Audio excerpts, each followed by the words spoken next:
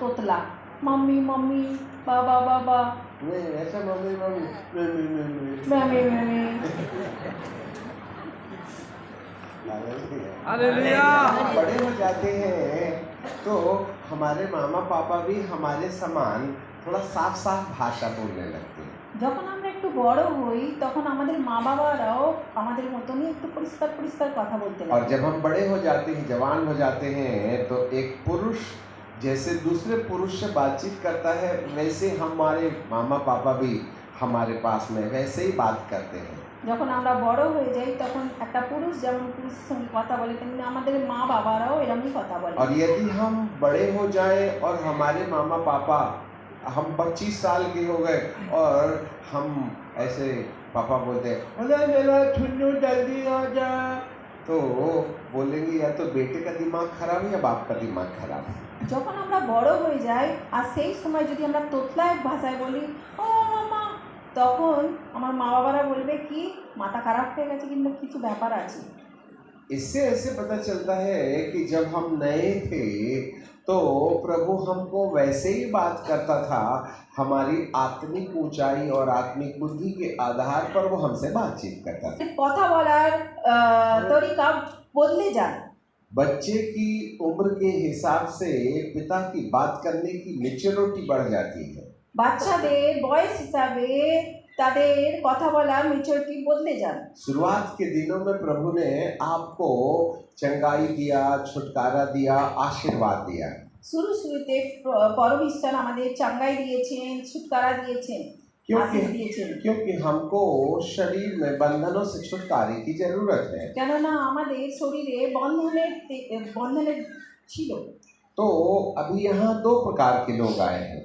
এখানে দুই প্রকারের ব্যক্তি এসছে। कुछ लोग नए हैं কিছু লোকেরা নতুন, जिनको बीमारी है যাদের অসুখ আছে, और वे बीमारी से छुटकारा पाना चाहते তারা हैं, অসুখ থেকে চাঙ্গা হতে চান। परंतु बहुत से लोग प्रभु को पहचान गए 2 साल 3 साल 4 साल के बाद है, কিন্তু অনেক লোকেরা তারা চিনতে পেরে গেছে 2 বছর 3 বছর 4 বছর, और वो प्रभु को बहुत करीबी से जानने लगे। তারা অনেক কাছ থেকে প্রভুকে জানে। अब उनको चंगाई की जरूरत नहीं है, তারা চাঙ্গাই চান না, वरन उनको प्रभु के और भी ज्यादा करीब और उसके सत्य को जानने की जरूरत কিন্তু है। তারা আরো প্রভুর অনেক ভেদ গভীরতাকে জানতে চান। इसलिए हम 2 प्रकार की बात करेंगे। এই জন্য আমরা দু প্রকারের কথা বলবো। आखिरी में हम बीमारों के लिए प्रार्थना भी करेंगे। লাস্টে আমি অসুস্থ লোকেদের জন্য প্রার্থনা করব। तो बहुत से लोग हैं जिन्हें चंगाई की जरूरत नहीं है, কিন্তু অনেকজন আছে তারা চাঙ্গাই চান না, अब उनको अगले क्लास में जाना है, কেননা তারা দ্বিতীয় ক্লাসে যেতে চান। इसलिए हम थोड़ा सा समझ वाली बात करेंगे। এই জন্য আমরা কিছু বুদ্ধির কথা বলবো। जैसे कि परमेश्वर के वचन में लिखा है प्रचार है। যেমন কি ঈশ্বরের বাক্যে লেখা আছে প্রচার। प्रचार को इंग्लिश में प्रीचिंग कहते हैं। প্রচারকে ইংলিশে টিচিং বলে, प्रीचिंग প্রিচিং বলে। तो जो प्रचार है उसमें साधारण कहानी होती है যেটা প্রচার থাকে সেটা সাধারণ হয়, और গল্প। उसमें चिन्ह और चमत्कार होते हैं, তাতে চিহ্ন আর চমৎকার হয়, अद्भुत काम होते हैं। অদ্ভুত কাজ হয়। फिर जब वो चंगाई का काम खत्म हो जाता है, जब एवेंजलिज्म का काम खत्म हो जाता है, যখন তাদের চাঙ্গাইয়ের কাজ শেষ হয়ে যায় तब शिक्षा का काम शुरू তখন होता है। শিক্ষা দেওয়ার কাজ শুরু করে। शिक्षा टीचिंग, इसका मतलब है अब बच्चा दूसरी क्लास में आ गया है। শিক্ষা মানে এবারে বাচ্চা দ্বিতীয় ক্লাসে এসে গেছেন। क्या सीखना है, কি শিখতে হবে, ये सबसे बड़ी चीज है। এটা সবথেকে বড় বিষয়।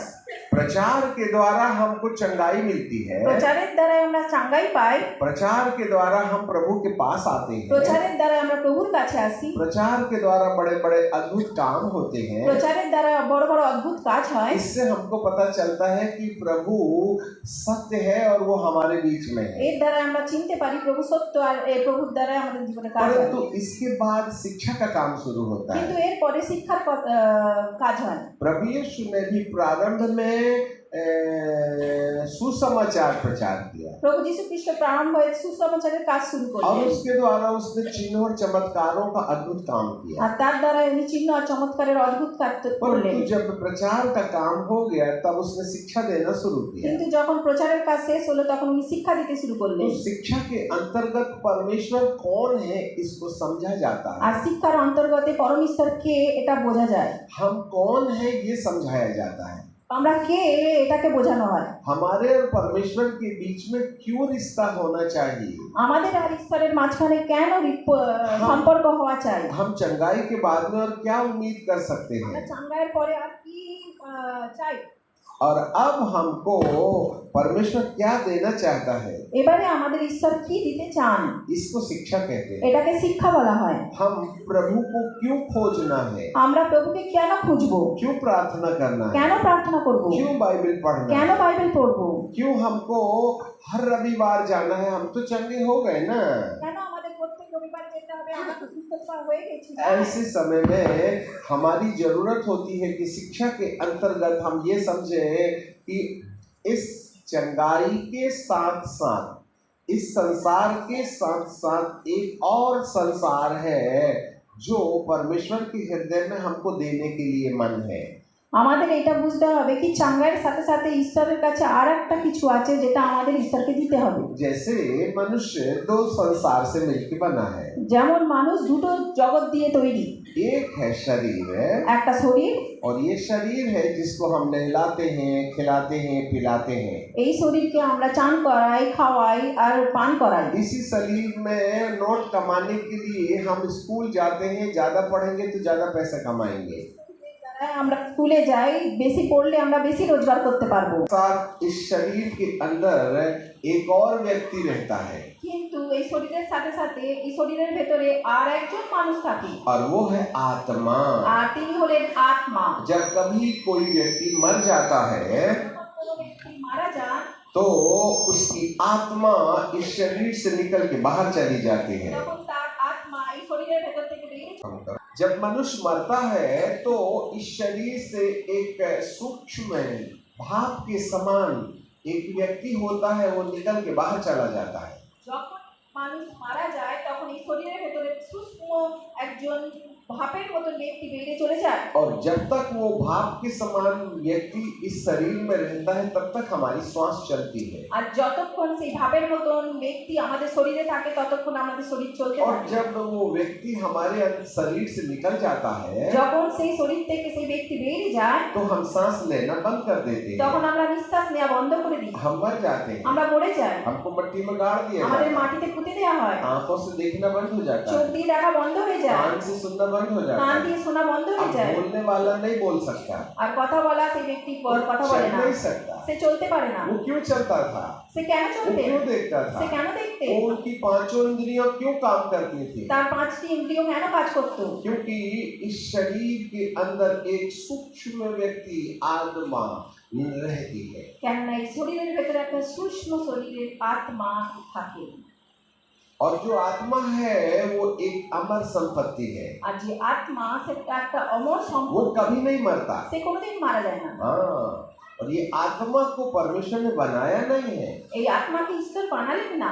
फिर से सुनो, आत्मा को परमेश्वर ने बनाया नहीं আবার है, শুনুন, আত্মাকে ঈশ্বর বানালেন না, वरन परमात्मा ने अपनी आत्मा से एक तिनका निकाल के अलग किया है। কিন্তু পরমাত্মা তার আত্মা থেকে একটুখানি নিয়ে আলাদা করলেন। परमात्मा पैदा नहीं हुए हैं। পরমাত্মা জন্ম নেননি, वो पैदा होने की चीज नहीं है। সে জন্ম নেওয়ার বস্তু নয়, वो सेल्फ एग्जिस्टेंस है, स्वयं में पैदा हुआ है। সে নিজে থেকেই জন্ম নিয়েছে, उसको किसी ने पैदा नहीं তাকে किया। কেউ জন্ম দেননি। परमात्मा का बाप नहीं होता है, পরমাত্মার বাবা হয় না, वो खुद ही बाप है। উনি নিজেই वो বাবা।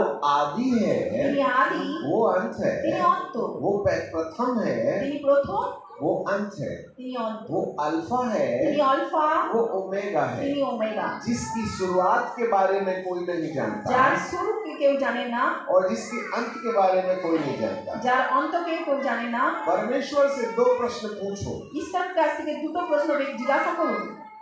हे प्रभु, হে প্রভু, आपका डेट ऑफ बर्थ बताओ ना, जन्मदिन मनाएंगे। আপনার জন্মদিনটা বলুন না।